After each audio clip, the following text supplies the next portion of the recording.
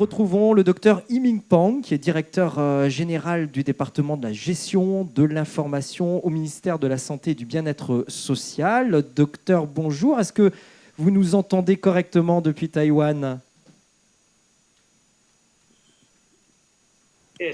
Oui, j'arrive à vous entendre. Je ne sais pas si vous arrivez à me voir. Faites-nous voyager un petit peu. Quelle est la météo aujourd'hui à Taïwan et quelle est l'heure aujourd'hui en ce moment à Taïwan ?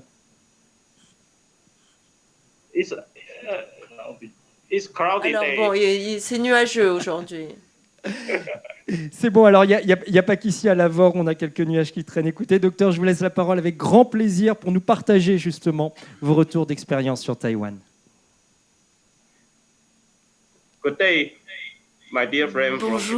Bonjour chers amis de différents pays. Je m'appelle Yiming Pang, je suis le directeur général responsable de la gestion des informations au ministère de la Santé.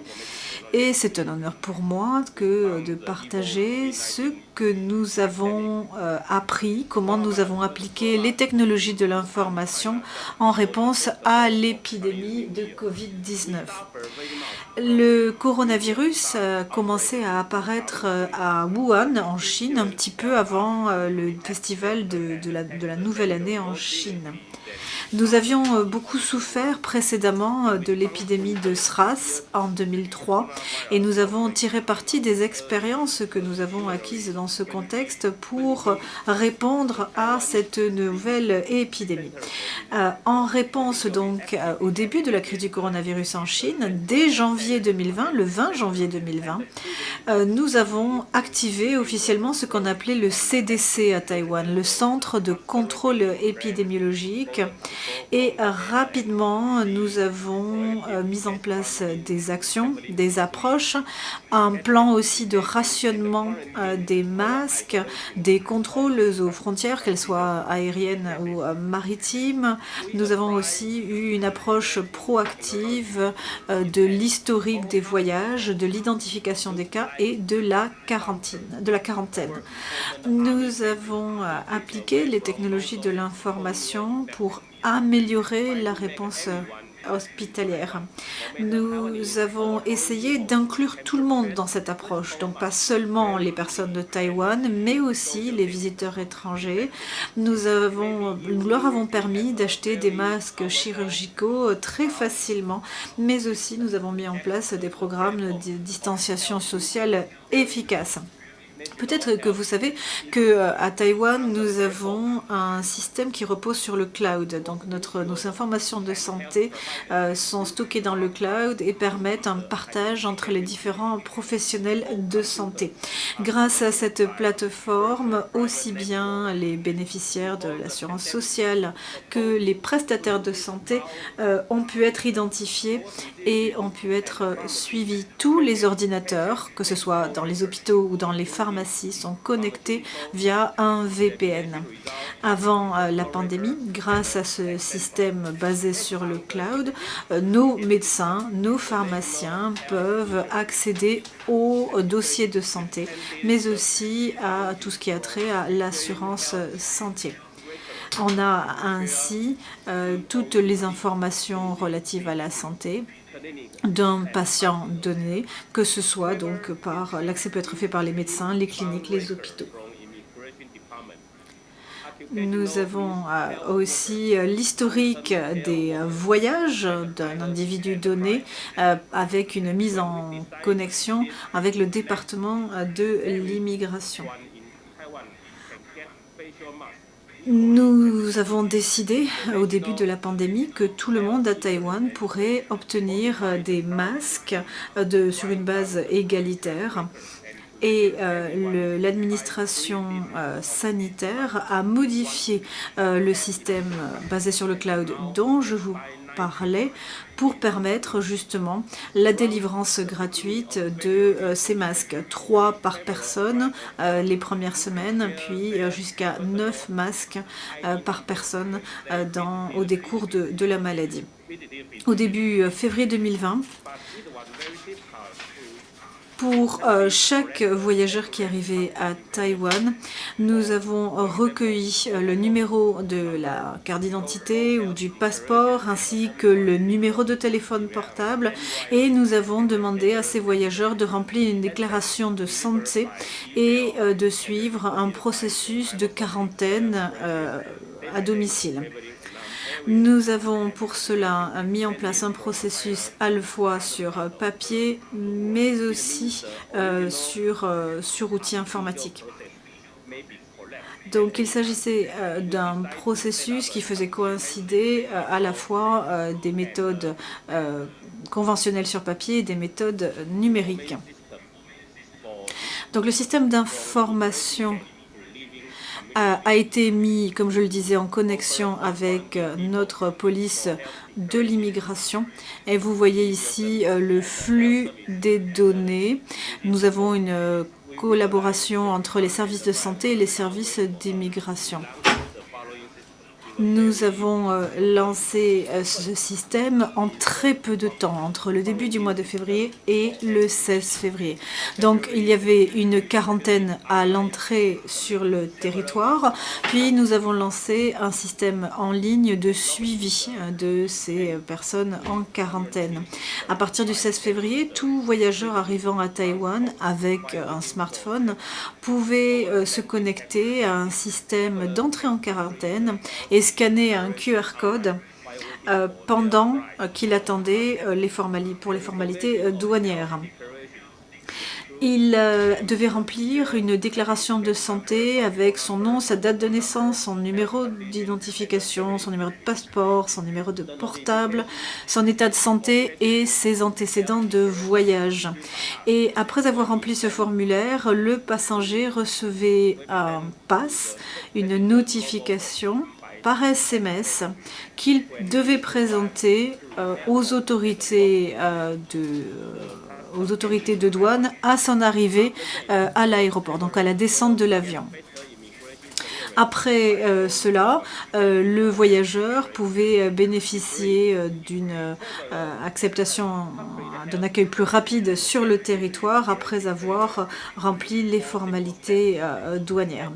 Donc cela nous a permis d'avoir à la fois un bon suivi des différents voyageurs arrivant à Taïwan avec des informations complètes quant à sa santé et aussi d'accélérer l'entrée sur le territoire. Donc en 4 étapes simples, le scan d'un QR code, le remplissage d'un formulaire, l'obtention d'une notification par SMS et ensuite la vérification de cette notification par les agents de santé.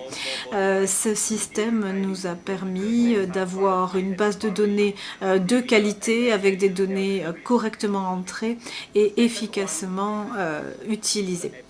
L'autre approche que nous avons utilisée, c'était le système de suivi et de prévention épidémique. Donc en plus du système de quarantaine dont je vous parlais à l'instant, à l'entrée sur le territoire, nous avons créé un système de gestion pour les services de santé et les services civils. Nous avons là encore mis en connexion les informations collectées via l'application Entrée en quarantaine et les différentes autorités sanitaires. Nous avons transmis donc ces informations collectées à l'entrée sur le territoire aux différentes agences de santé locales pour qu'elles s'assurent que les personnes identifiées respectaient bien leurs obligations de quarantaine. Nous avons aussi mis en place un certain nombre de services pour permettre le respect de la quarantaine avec livraison des repas, par exemple, la prise en charge des ordures ménagères, la visite de médecins à domicile. Nous avons donc mis en place ce service qui permettait de coordonner à la fois les services de santé et les services civils, tels que nous les appelons, donc qui ont permis de respecter la quarantaine à domicile et de réduire les risques. Par ce biais, nous avons pu faire respecter une politique de quarantaine de 14 jours et celle-ci a été extrêmement bien respectée. Le centre de contrôle de l'épidémie tenait des réunions en temps réel et obtenait en temps réel les données de manière à pouvoir, au fil de l'eau, renforcer les procédures. En même temps, nous avions aussi un numéro de téléphone qui pouvait être utilisé pour contacter les autorités si nécessaire. Nous avons donc eu une coopération entre différents services, différentes entités pour permettre le bon contrôle de la diffusion virologique. Nous avons utilisé différents systèmes, notamment l'envoi de SMS. Nous avons vérifié le respect de la quarantaine aussi en nous servant des bornes de téléphone portable pour voir si les personnes restaient bien dans le périmètre de la borne qui leur était assignée. Cette technologie repose donc sur une collaboration avec les opérateurs de téléphone portable et cela nous permettait de vérifier que les personnes en quarantaine restaient bien dans la zone qui leur était attribuée. Lorsque une personne en quarantaine sort de la zone qui lui est attribuée, et ça on le voit par le bornage, il recevait immédiatement un SMS. La troisième application était, ou la troisième approche visait à réduire la charge de travail pour ce qui est du suivi de ces différents cas. Nous avons renforcé les équipes et nous avons utilisé aussi les médias sociaux pour aider dans cette approche. Nous avions par ce biais un flux de données qui était 100% intégré avec des rapports et des enregistrements, tout ceci autour des données de santé. Nous avons aussi utilisé les différentes technologies supportées par téléphone portable. Nous avions des services de streaming vidéo aussi, des systèmes qui aidaient dans le contexte de l'épidémie. Et par ce biais, nous avons pu couvrir une large partie de la population. Vous voyez ici les données statistiques de notre pays. Ces différents systèmes sont utilisés maintenant depuis plus de 8 mois. Ils sont utilisés tous les jours par une population d'environ 2,3 millions d'habitants. Vous avez ici le nombre de masques qui sont vendus quotidiennement. Il s'agit ici de chiffres bruts. Il y a une faute d'ailleurs, dit l'orateur, dans la population de Taïwan. Ce n'est pas 2,3 millions, mais 23 millions. Hein. Excusez-moi, il y a une virgule en trop, dit l'orateur. Donc vous avez ici un résumé de nos stratégies sur 2 sites qui ont été traduits en anglais où vous voyez donc nos stratégies. Ça a été un plaisir pour moi de participer à distance à cette conférence et je vous remercie infiniment pour l'attention que vous m'avez accordée. Merci beaucoup, Dr Yiming Pang, pour cette présentation qui est elle aussi extrêmement impressionnante dans la manière dont les choses ont été menées à Taïwan et dans les résultats, dans les statistiques que vous nous présentez, que vous avez obtenues. Voici donc un premier état de partage d'expérience entre Afrique, Asie. Je vous l'ai dit depuis le début de la session. Pardon, nous sommes séparés géographiquement, mais rapprochés par les outils numériques. Il y a beaucoup de questions, beaucoup de félicitations aussi qui nous arrivent sur cette tablette. On va commencer par poser les questions en direct pour Samir et Julie, mais aussi pour le docteur Yiming Pang qui reste avec nous. Avec une première question qui nous arrive peut-être pour Samir, je ne sais pas, de la part de Guy Loup, qui nous dit « Bonjour, une question sur l'étude.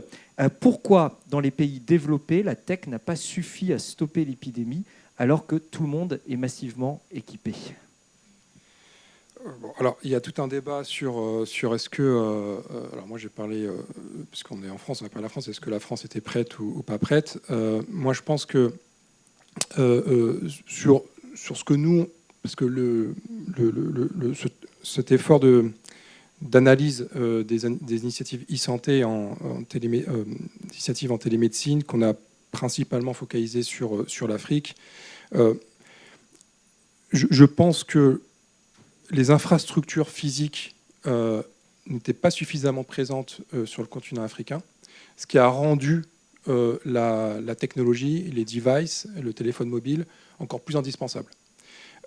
Et ce qui explique le taux d'adoption et le taux d'utilisation et le taux de résultat, parce que là on parle du Covid, mais on peut multiplier les champs d'usage, par exemple pour lutter contre la maladie infantile et maternelle, par exemple pour la question du paludisme.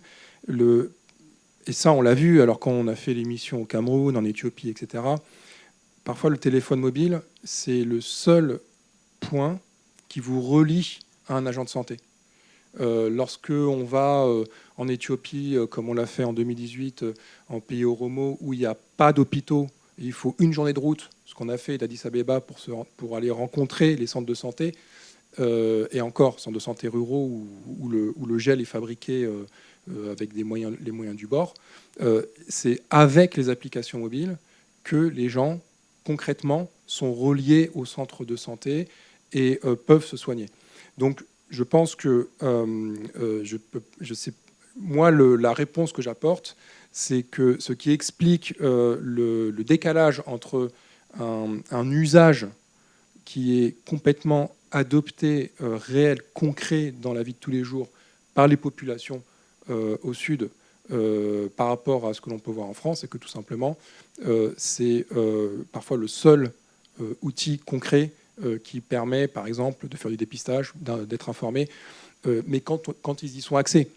Et c'est là tout le paradoxe, je suis d'accord, c'est que quand on va au Kenya, par exemple, aujourd'hui, c'est une application gratuite, grâce à un Internet qui est offert gratuitement dans les bus, à travers une start-up qui s'appelle Brick, qui équipe les Matatu du Kenya. Donc je les ai beaucoup suivis à Nairobi, en borne Wi-Fi gratuite, pour permettre aux populations souvent les plus pauvres, qui sont dans ces bus, d'avoir l'Internet gratuit et d'avoir de l'information sur l'épidémie. On n'a pas besoin, c'est vrai qu'on n'a pas besoin de ce type d'infrastructure en France. Et pourtant, oui, les résultats ne sont pas les mêmes. Donc c'est tout un paradoxe que moi, j'explique plus par rapport à la vision sud, que moi, j'explique par le fait que la technologie et le numérique et le téléphone portable dans beaucoup et plusieurs régions, notamment les déserts médicaux africains, c'est une question de survie et un enjeu de vie ou de mort qu'on ne retrouve pas forcément. Et c'est là la beauté de l'innovation qu'on ne retrouve pas forcément dans les pays du Nord, où là, on est sur l'innovation qui est peut-être un peu plus frivole par rapport à l'innovation africaine, où là, c'est des enjeux de vie ou de mort parfois qui sont en jeu. Et je pense que c'est là aussi l'approche, c'est là aussi qu'on ne peut pas avoir les mêmes lunettes en fait. Ouais, innovation frivole versus innovation frugale. Tout à fait, voilà ce que je voulais dire. Je me tourne vers le professeur Ming Pang, également à Taïwan, qui nous écoute toujours. On voit bien l'efficacité du système que vous nous avez démontré. Cette efficacité repose en grande partie quand même sur des équipements digitaux pour l'ensemble de la population, notamment des téléphones portables, dont je suppose majoritairement des smartphones.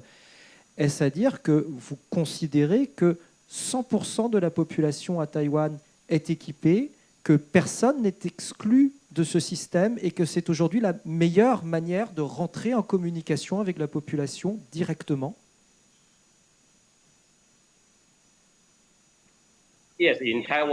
Alors à Taïwan, il faut savoir que le nombre de téléphones portables est tel qu'il y a plus d'un téléphone portable par habitant. Donc on a plus de portables que de nombre d'habitants. Et aussi bien les plus jeunes que les personnes âgées sont habituées à utiliser des portables. Donc avec notre système, on peut aussi soit appeler directement les personnes, soit des membres de la famille, et il y a ensuite une dissémination de l'information par le réseau familial. Donc effectivement, on estime que les téléphones portables sont un bon moyen. Et pour ceux qui n'ont pas de portable, pour éviter l'exclusion justement du système dont vous parliez, on se repose beaucoup sur la cellule familiale ou communautaire. Une autre infrastructure importante, c'est notre système de sécurité sociale, si vous voulez. Cette infrastructure est très active. Nous avons une couverture d'une très grande partie de la population et eux aussi ont des moyens d'accéder aux personnes qui éventuellement ne pourraient pas recevoir les informations via le téléphone portable ou ne pourraient pas sortir pour acheter les masques. On va avoir aussi bien sûr un micro qui doit circuler dans la salle. Vous pouvez bien sûr dans cet amphithéâtre poser toutes les questions que vous souhaitez, soit au docteur Ming-Pang, soit à Julie et Samir. Docteur Ming-Pang, en attendant que les questions arrivent ici, une autre question. Votre système est aussi basé sur une collecte de données qui est massive, un suivi massif des individus qui peut être à son extrême coercitif. Est-ce que ce système est socialement totalement accepté par la population? Nous avons effectivement un système qui repose sur la collecte d'informations et nous avons une loi qui protège aussi le respect de la vie privée. Nous avons aussi une loi selon laquelle les données sont conservées pendant 28 jours puis sont effacées. Donc il y a une durée de vie, si vous voulez, de la donnée collectée. J'ai envie de poser la même question à Julie et puis à Samir. Ce sera d'ailleurs tout le cœur de nos discussions tout au long de cette journée. On a longtemps parlé de e-santé comme un accès aux soins, de la téléconsultation, de la télémédecine. On voit bien que la e-santé, depuis 1 ou 2 ans, se transforme aussi. L'un des enjeux, c'est la collecte de données, l'exploitation de ces données. On voit très bien avec le professeur Ming-Pang comment des pays comme Taïwan y sont prêts dans leurs infrastructures, mais aussi dans leur société. On voit sur l'Afrique, on est dans un cadre politique, juridique différent, mais où la donnée circule et elle est exploitée. Quel est votre regard un petit peu? Parce que dans le Nord, notamment en Europe, c'est un débat qui reste douloureux et qui freine aujourd'hui les systèmes de santé dans leur évolution vers la e-santé.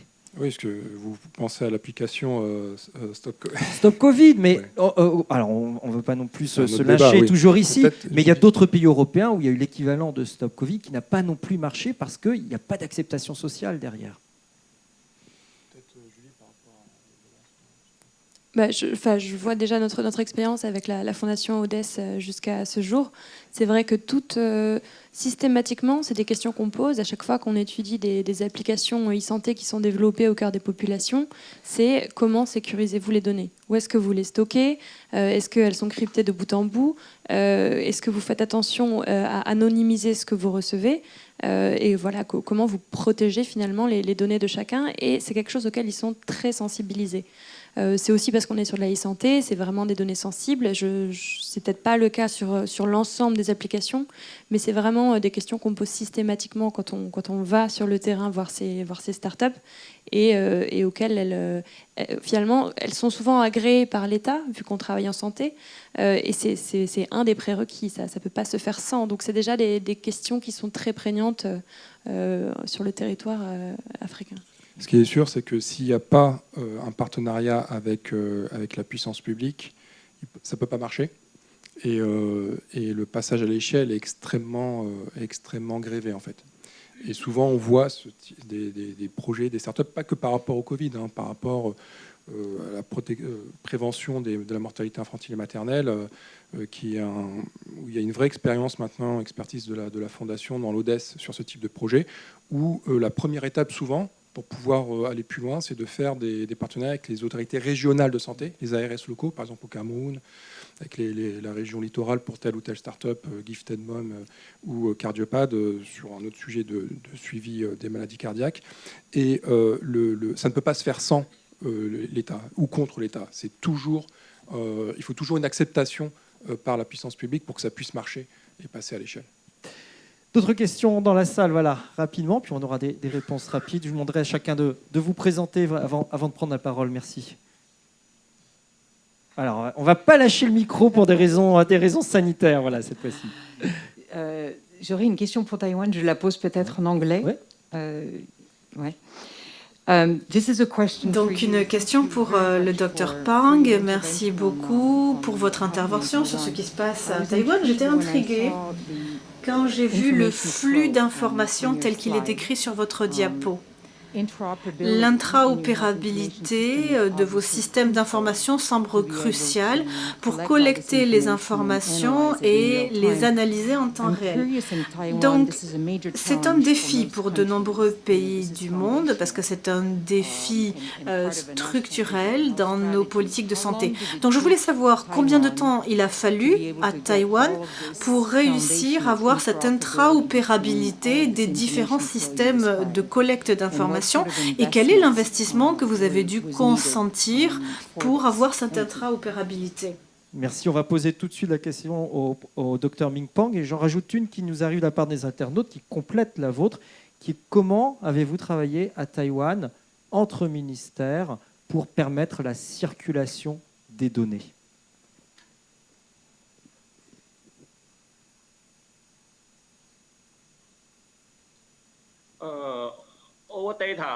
Les données que je vous présentais étaient les données utilisées uniquement pour la vérification de la quarantaine à domicile.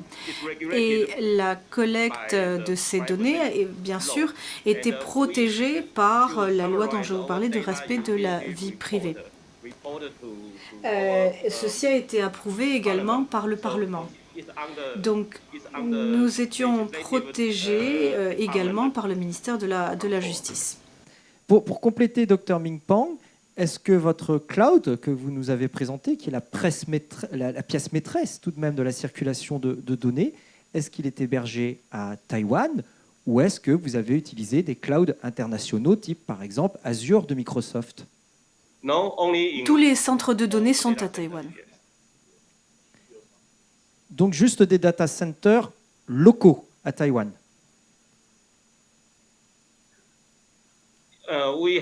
Nous avons donc un data center à Taïwan et toutes les données sont hébergées par le CDC dont je vous parlais au début.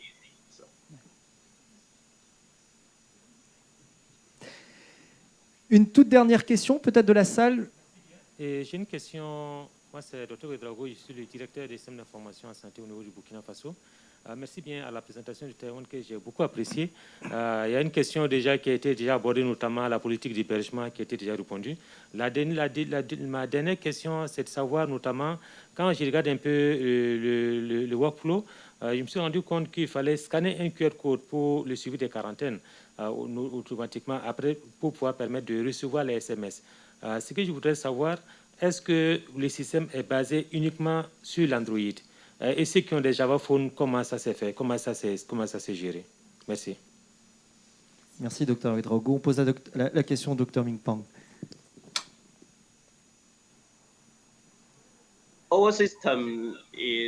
Tous les systèmes pouvaient de manière indépendante accéder à cette application. C'est une application basée web, ce n'est pas une appli. Lorsque nous avons commencé ce projet, vous savez, quand vous avez une application, vous devez la télécharger localement sur votre smartphone, donc qui fonctionne sous Android ou sous iOS, par exemple. Et donc, vous êtes dépendant d'un système d'exploitation. Tandis que dans notre cas, ce n'était pas une appli, c'était une application basée web. Donc, il n'y a rien de local, si vous voulez, sur le smartphone. Et puis, en plus, cette application basée web était en permanence actualisée. Et donc, étant basé web, on s'affranchit du type de système d'exploitation de votre téléphone portable. Et par conséquent, tous les dispositifs pouvaient utiliser notre système.